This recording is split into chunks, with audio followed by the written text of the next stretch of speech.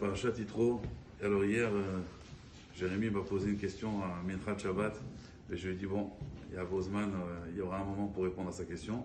Il marqué Vaishma Yitro. Yitro, il a entendu. Et Vaishma, on sait que c'est Milachon Kabbalah. Ça veut dire il a entendu et il est venu. Rachid dit, Ma Shama, Ma Shmoa Shama Uba. Quelle nouvelle il a entendu pour venir.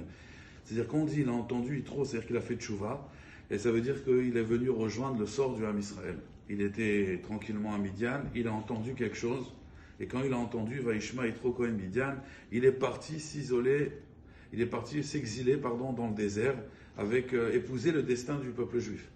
Qu'est-ce qui l'a fait bouger?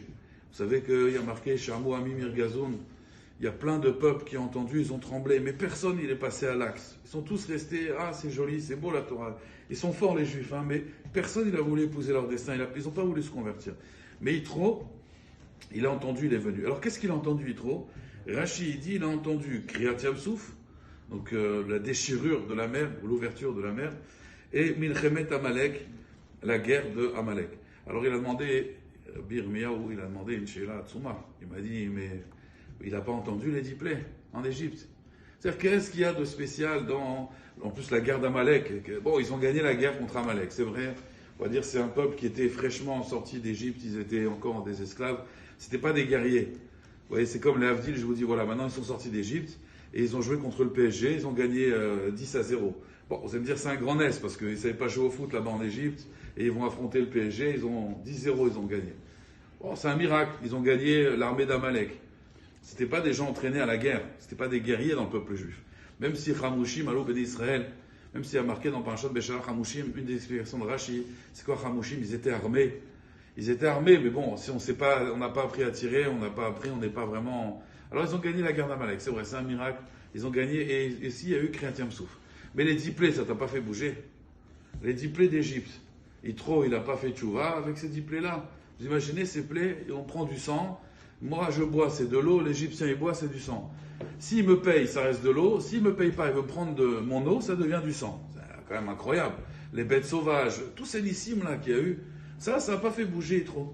Juste ces deux choses, ça l'a fait bouger. Alors, j'ai vu une explication qui dit, en réalité, c'est Rabbi Natan Efshitz, qui se base sur le Targum Uziel, mais en réalité, il peut se baser aussi sur le Sefer HaYashar.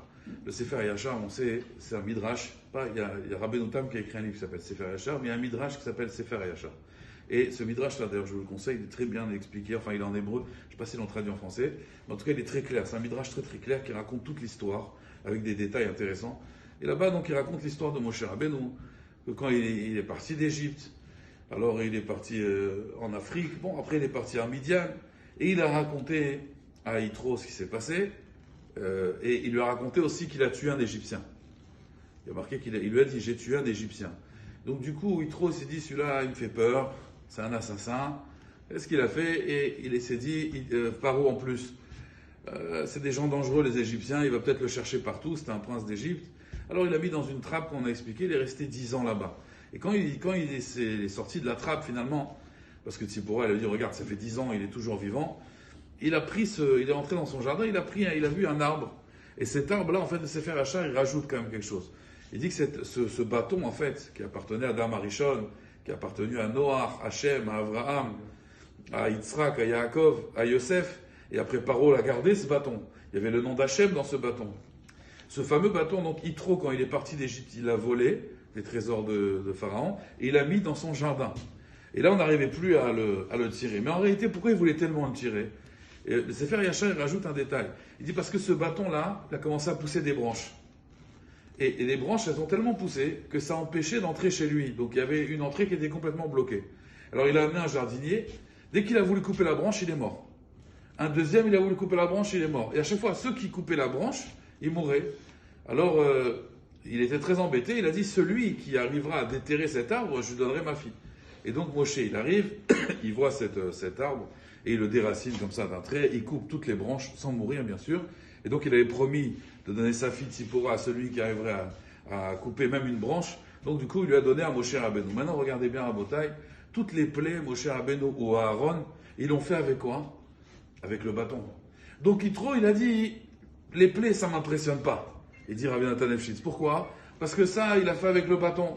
Donc des plaies avec un bâton, ok, il y a le nom d'Hachem, il se dit peut-être c'est une sorcellerie, il a un pouvoir ce bâton. Donc pour lui, toutes les plaies d'Égypte en réalité c'est quoi? C'est la force du bâton, donc ça ne m'impressionne pas. Par contre, quand la mer elle s'est ouverte, qu'est-ce qui a marqué? Il a marqué, il a dit à Moshe Rabbeinu, mets tes mains, Yadecha, pas le bâton il a mis de côté.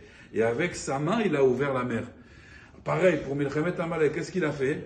Veiyadav Emuna, il a levé ses mains vers le ciel. Là, il a dit, là je vois que c'est plus le bâton maintenant, je vois que c'est ses mains. Je vois donc que c'est pas Stam de la sorcellerie. Donc ça me dévoile.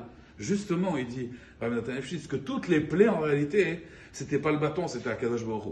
Jusqu'à maintenant, lui, c'était un grand sorcier aussi, Yitro. Il a fait une idolâtrie. Il savait que des fois, il y a des choses qui ont un pouvoir. Donc il s'est dit, c'est le pouvoir du bâton. Mais dès qu'il a vu la force de Moshe Rabbeinu, il a vu qu'avec ses mains, il arrivait à faire la guerre contre Amalek. Yadav, Emuna, et qu'avec ses mains, il a ouvert la mer. Là, il a dit, là, c'est plus le bâton, c'est ses mains. C'est pour ça